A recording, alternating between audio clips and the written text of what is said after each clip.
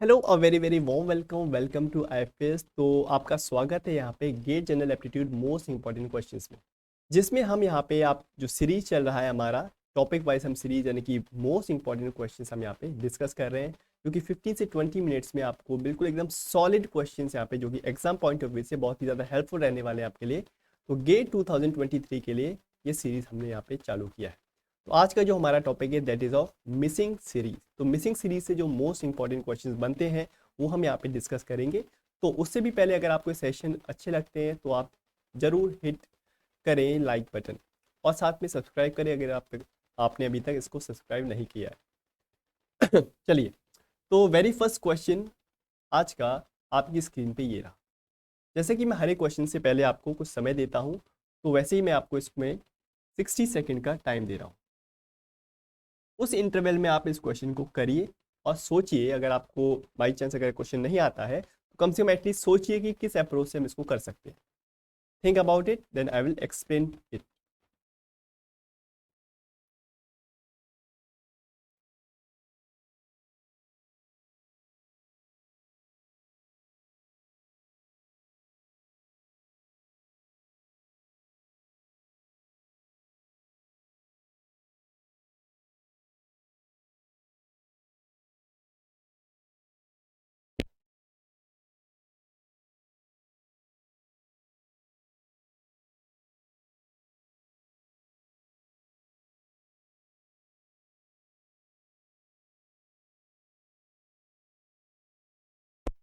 ये जो क्वेश्चन है बाकी जितने भी क्वेश्चन हमारे सीरीज के उससे थोड़ा सा हटके है। थोड़ा सा यहाँ पे आपको दिमाग लगाना पड़ेगा। थोड़ी देर तक आप सोच में पड़ोगे कि ये जो सीरीज है ये क्या बन रहा है, क्या ये अर्थमेटिक प्रोग्रेशन है, क्या ये ज्योमेट्रिक प्रोग्रेशन है, या कुछ और यहाँ पे लॉजिक फॉर्म हो रहा है। तो फिर चलिए, समय हो चुका है आपका समाप्त। तो मैं इसको करता हूँ एक्सप्लेन। अगर आप ध्यान से इसको देखोगे तो ये अर्थमेटिक प्रोग्रेशन तो आपको नहीं लग रहा है कि 10, 84, 734, then what will be the sum of n terms। n terms का हमको सम निकालना। तो 10, 84, 734 इस तरह से हमको बताना है व्हाट इज विल द सम। तो जो गैप है, गैप तो हमको सीधा सीधा मतलब यानी कि जो दिख रहा है हमको कि गैप इक्वल नहीं है, यानी कि this is not question for arithmetic progression.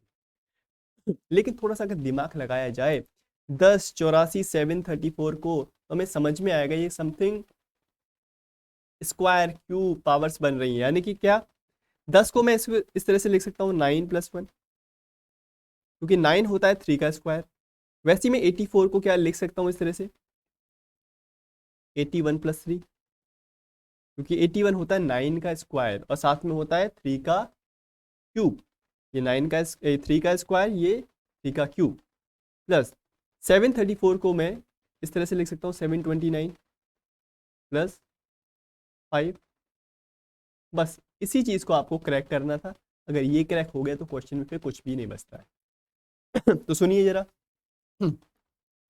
981, 729 इसको मैं अलग लिखता हूँ। तो 9 का मतलब 3 का स्क्वायर होता है, 81 का मतलब हमारा 3 की पावर 4 होता है, और 729 का मतलब क्या होता है, एक तरह से 9 × 9 × 9 होता है। और 9 का मतलब 3 का स्क्वायर, 3 का स्क्वायर, 3 का स्क्वायर, यानी कि 3 की पावर 6, 3 की पावर 6। बाद में जो नंबर्स बचे हैं हमारे पास 1+3+5+, यानी कि ये सारे के सारे जो नंबर है ऑड नंबर्स हैं। यानी कि जो सीरीज बन रही है ऑड नंबर की सीरीज बन रही है। ये जो नंबर बन रही है हमारी ज्योमेट्रिक प्रोग्रेशन बन रहा है, राइट। ज्योमेट्रिक प्रोग्रेशन क्या होता है, जिसका रेशियो कॉमन होता है।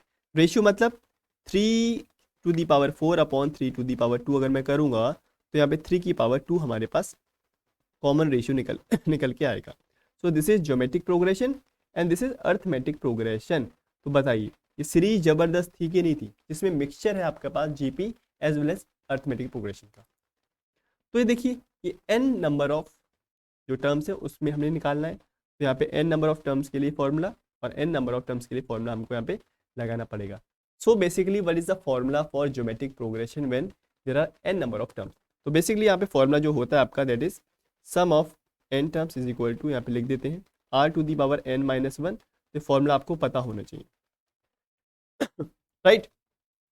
तो यहाँ पे a का जो वैल्यू है, दिस इज फर्स्ट टर्म, जो फर्स्ट टर्म आपके पास दिख रहा है 3 की पावर 2 यानी कि 9 हो जाएगा।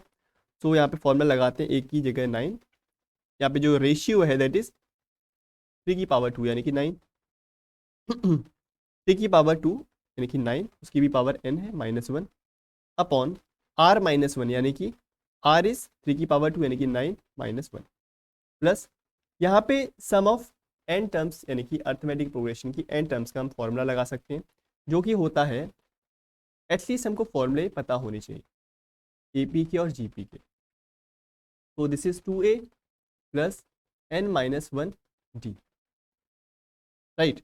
So here n by 2 times of a यानी कि 2 times of 1 plus n -1 into the difference, difference is of 2, दो का यहाँ पे डिफरेंस है, तो कितना हो जाएगा जरा देखिए, this is 9/8 and this is 9 to the power n -1 like this, plus this will be n by 2 this will be 2 plus 2 times of n minus 2, ये 2 से 2 कैंसिल हो जाएगा, बाकी ये 2 से ये 2 कैंसिल हो जाएगा, तो n into n square. So 1 second, then this will be n square, तो फाइनल जो टर्म बनेगा दैट विल बी 9/8, 9 की power n -1 plus n square, right, n square हमारा ये टर्म बन जाएगा। तो इस चीज़ को ज़रा ध्यान से देखिए, ये हमारा फाइनल आंसर हो जाएगा, ठीक। और फिर मुझको बताइए चीज़ समझ में आई कि नहीं आई।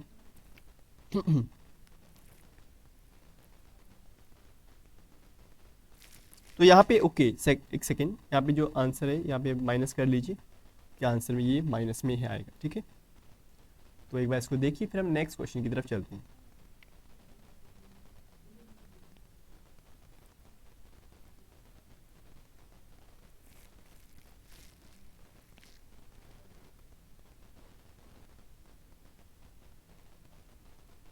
चलिए, तो आंसर है हमारा ये वाला, यानी कि ऑप्शन नंबर डी। सी वाला हो सकता था अगर यहाँ पे n स्क्वायर होता तो आपको आंसर जो है वो ये है, ये पता हो, ठीक है। चलिए नेक्स्ट क्वेश्चन पे आइए, अगला क्वेश्चन आपका इंतजार कर रहा है, इसको जरा क्रैक करिए और मुझको बताइए what should be the right answer here, क्या यहाँ पे राइट आंसर होना चाहिए। I am giving you 60 seconds for this question, 60 second, और आपका समय शुरू होता है अब। Take your time.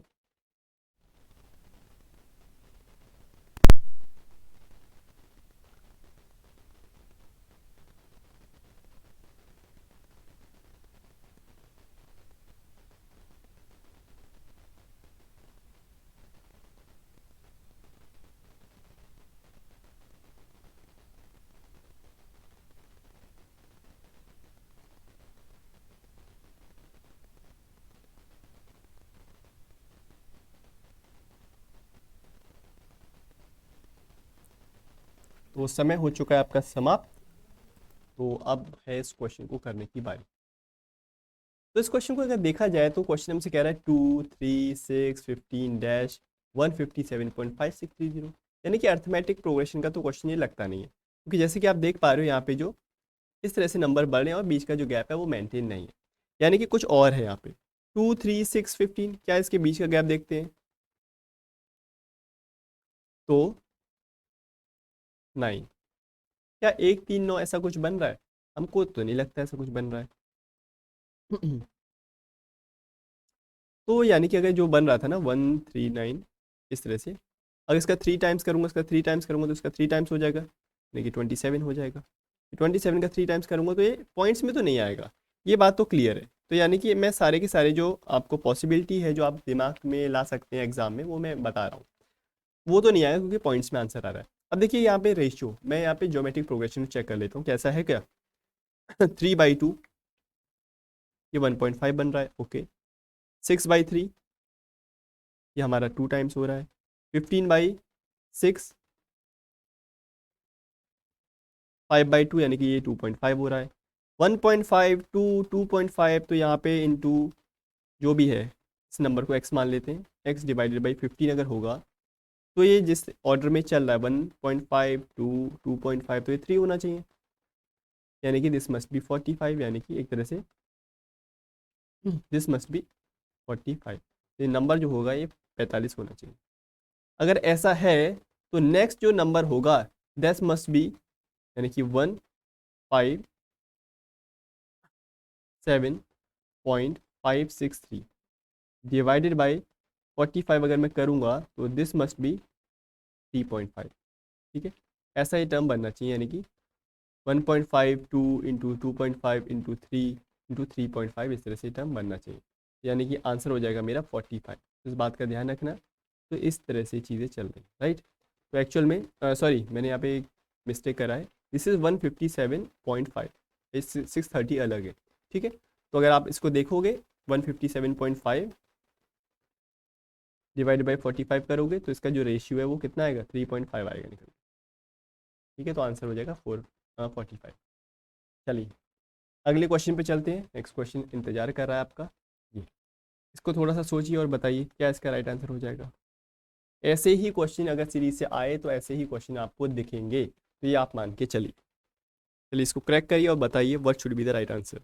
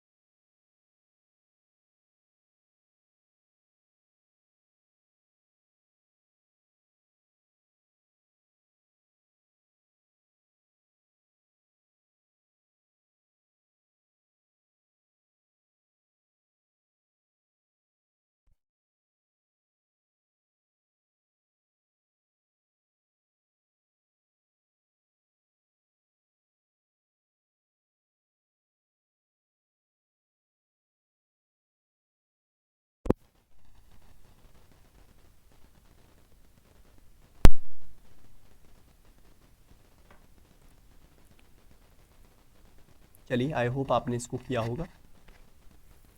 तो लेट्स सी क्या कह रहा है। कह रहा है 12, 35, 81, 173, 5, 357।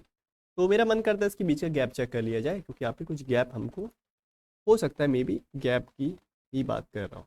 12 से 35 यानी कि 23 का गैप है। 35 से 81 के बीच में कितने का गैप है, 46 का। ठीक है, नेक्स्ट ये दिखता है हमको 2, ये है 92। 23, 46, 92 अच्छा लगता है। क्यों अच्छा लगता है, क्योंकि डबल बन रहा है। 23 का डबल 46, 46 का डबल 92। क्या ये 92 का डबल 184 है क्या, चेक करते हैं। हाँ जी है, बिल्कुल है, ये 184 ही है। यानी कि 23 का डबल, 46 का डबल, 92 का डबल, 184 का डबल, यानी डबल का मतलब 368, यानी कि 368 यहाँ पे प्लस कर देंगे, हमारा आंसर आ जाएगा, यानी कि 725। This should be the right answer. ठीक है, समझ में आ गई बात। अच्छा क्वेश्चन था कि नहीं था, एक बार इसको देखिए, फिर हम अगले क्वेश्चन पे बढ़ जाते हैं।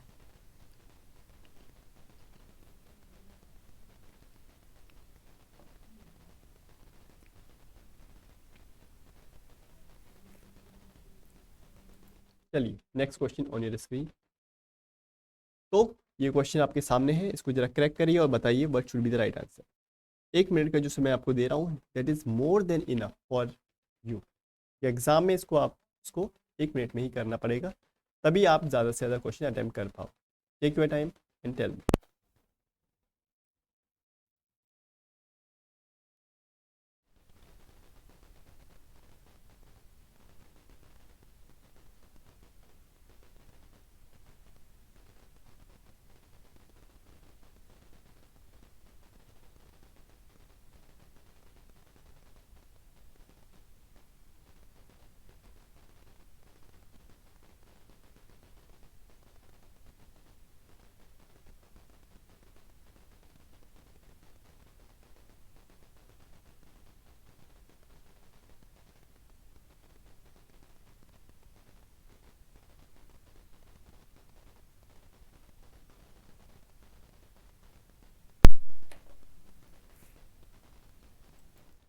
तो समय हो चुका है समाप्त। क्वेश्चन क्या कह रहा है, देखिए कह रहा है 81 54 36 24, ये क्या बन रहा है, व्हाट इज दिस। तो लेट्स सी 81 54 36 24, तो पहले पहले दिमाग में आता है क्या ये डिक्रीजिंग अर्थमेटिक प्रोग्रेशन है या डिक्रीजिंग यहाँ पे मिसिंग सीरीज का क्वेश्चन है। तो गैप देखते हैं 12 बनता है, यहाँ पे हम गैप देखते हैं ये हमारे पास 18 बनता है। ठीक है, सही लगता है कुछ कुछ। तो इसको चेक करते हैं 7, और ये हमारे सामने बनता है कितना 27। तो ये क्या बन रहा है 12 18 27, को समझ नहीं आ रहा, यानी कि कुछ और बनता हुआ हमको लगता है। लेट्स सी क्या बन सकता है। क्या ये ज्योमेट्रिक प्रोग्रेशन का क्वेश्चन है, मे भी हो सकता है। तो इसका जो रेशियो है दैट इज 54/81, चेक कर लेते हैं 9,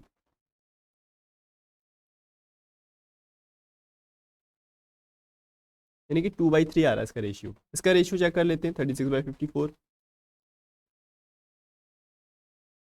18 से कैंसिल किया 2/3, ओके ठीक है सही लग रहा है। फिर ये भी अगर ओके, इसका मतलब हमें कंफर्म हो गया ये ज्योमेट्रिक प्रोग्रेशन का ही क्वेश्चन है। क्योंकि इसमें जो रेशियो बन रहा है वो 2/3 बन रहा है। Let's say it is x, तो यानी कि x/24 करूंगा तो इसका भी रेशियो 2/3 आएगा कि नहीं, आया ना, यानी कि x का वैल्यू 16 हो जाएगा, 16 will be the right answer. बात समझ में आ गया, यानी कि this is question of geometric progression जिसमें कॉमन डिफरेंस हमारा बन रहा था 16, 2/3 तो अगर पूरी सीरीज में 2/3 का यहाँ पे रेशियो बन रहा है then it must be a question of geometric progression. Clear, चलिए लास्ट क्वेश्चन पे आते हैं। लास्ट क्वेश्चन बहुत ही शानदार है, क्या कह रहा है इसको जरा देखिए। I am giving you 60 seconds for this question, then I will explain it. ये लास्ट क्वेश्चन है आज का, तो क्योंकि हम इंपॉर्टेंट ही क्वेश्चन कर रहे हैं। चलिए टेक योर टाइम।